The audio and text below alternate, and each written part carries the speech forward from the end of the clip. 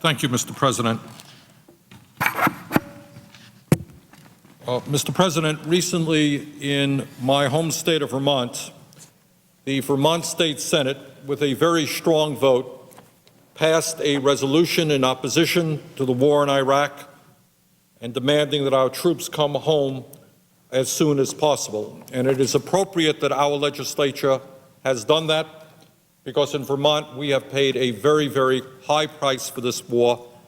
In fact, in terms of per capita loss, the state of Vermont is higher, tragically, than any other state in this country. And Mr. President, in my home state of Vermont, and I believe all across this country, the American people are deeply, deeply concerned about the war. They want real debate here in Washington on the issue, and most importantly, they want real action. And that is why I will vote for cloture on S.J. Res. 9, and why I will then proceed, if I am allowed to, if the Republicans allow us to cast that vote, to vote for this resolution.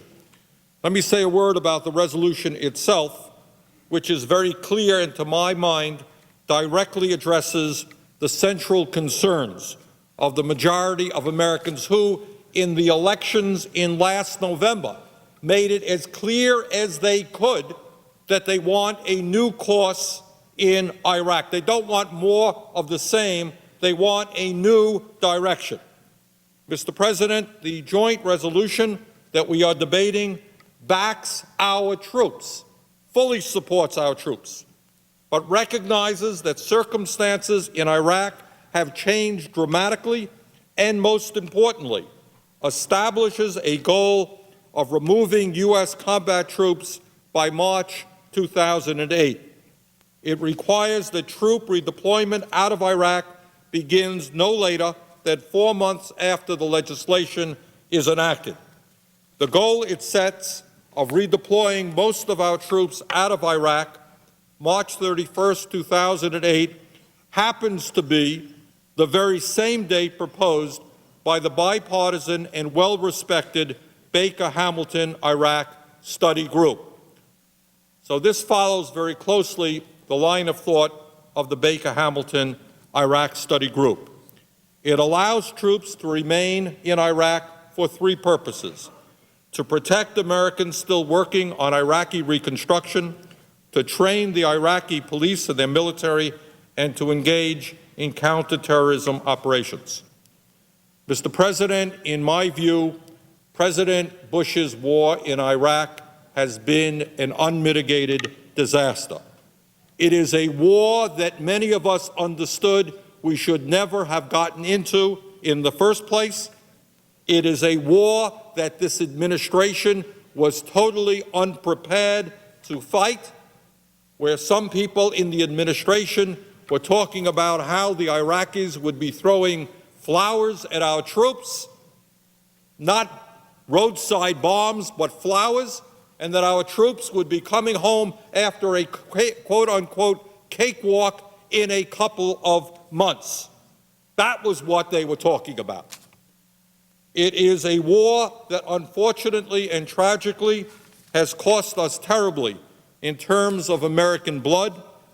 As of today, we have lost almost 3,200 brave American soldiers. Almost 24,000 more have been wounded. And Mr. President, let me tell you very clearly that the evidence is overwhelming that tens of thousands more of these brave soldiers fighting in Iraq are going to be coming home with post-traumatic stress disorder or coming back home with traumatic brain injury. That is the reality of what this war has cost us up to now. At a time when we don't have the funding to adequately take care of our veterans, as we have seen at Walter Reed, at a time when middle-class families can't afford to send their kids to college, at a time when this nation has the highest rate of childhood poverty in the industrialized world, at a time when hunger in America is substantially increasing, this war, with the President's proposed increase, will cost us some $500 billion, and that price tag is going up by $8 billion every month. This cost is not only going to take money away from the pressing needs of the middle class and working families of this country, but it is going to add to the $8.5 trillion national debt which this country currently has. This is a war, Mr. President, that has caused unspeakable horror for the people of Iraq, not just for our families who have suffered losses, but for the people of Iraq. People who had suffered so long under the horrendous brutality of the Saddam Hussein dictatorship are suffering even more today. We are looking at a nation in the process of disintegration. That is Iraq today. There are estimates that hundreds of thousands of Iraqis have been killed. Some estimates go as high as 500,000. And almost 2 million Iraqis have fled their own country. In fact, anyone in Iraq who has any money at all, anyone who is part of the middle class, is trying to get out of that country as quickly as possible. And about 8% of Iraqis have had to flee their own country. Mr. President, as I speak, President Bush is returning from a trip to Latin America. Wherever he spoke, he encountered massive protests. In country after country, he discovered that people in Latin America hold our nation in extremely low esteem, largely because of his ill-advised decision to invade Iraq and the disastrous way in which the Iraq occupation has been managed. And that is certainly true not just in Latin America, it is true all over the world. How are we, as the most powerful military force in the world, going to be able to lead the world in the very important fight against international terrorism and Islamic extremism when in country after country, leaders of countries don't want to identify with us because of the policies of the President of the United States?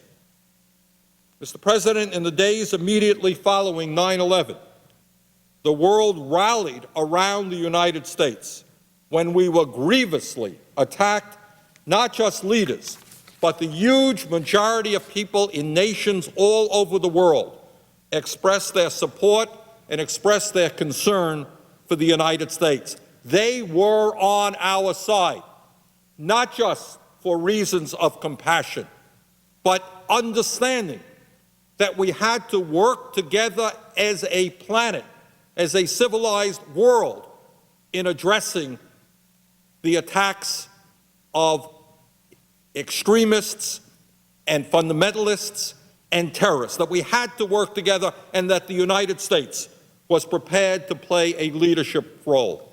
Tragically, that reality is no longer the case.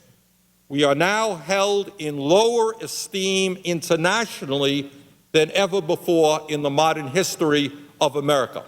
And that just is not a bad thing in the sense of our young people going to Europe and finding out that they are not respected or that our country is not respected. It is a bad thing if we are serious about trying to develop an international consensus to fight the very, very serious problem of international terrorism.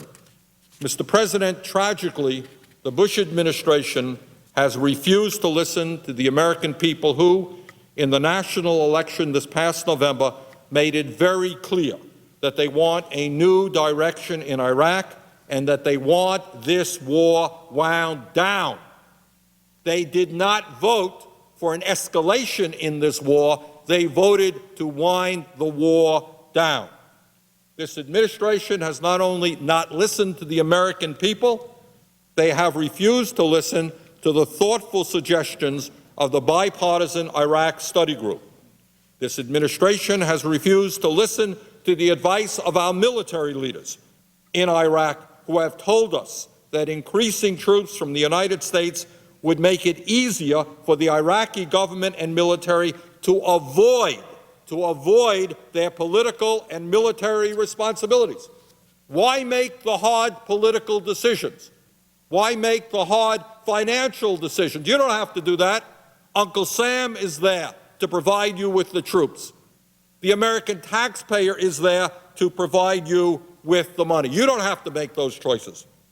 This administration has not only refused to listen to the American people, to our military, to the Iraq Study Group, perhaps most importantly, they have refused to listen to the Iraqi people themselves, who, according to a number of polls, tell us very strongly that they believe that in the midst of all of the chaos, all of the horror that is taking place in their country, that they would be more safe, they would be more secure if our troops left their country.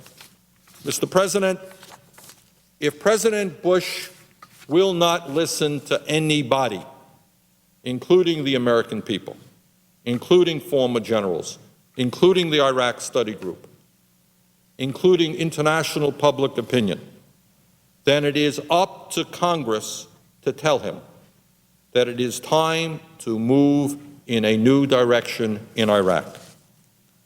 Mr. President, in the 2006 elections, in my view, the people of Vermont and of this nation told us that they wanted Congress to begin asserting its constitutional authority over this war, and that they wanted us to rein this administration in. Most importantly, they told us that they wanted us to begin the process of bringing our troops home as soon as possible. And as Vermont Senator, that is exactly the effort that I intend to make. We must bring our troops home instead of leaving them to be embattled referees of a civil war that only the Iraqis, not our brave soldiers, can stop. Iraq's government and their military must step up and accept their political and military responsibilities.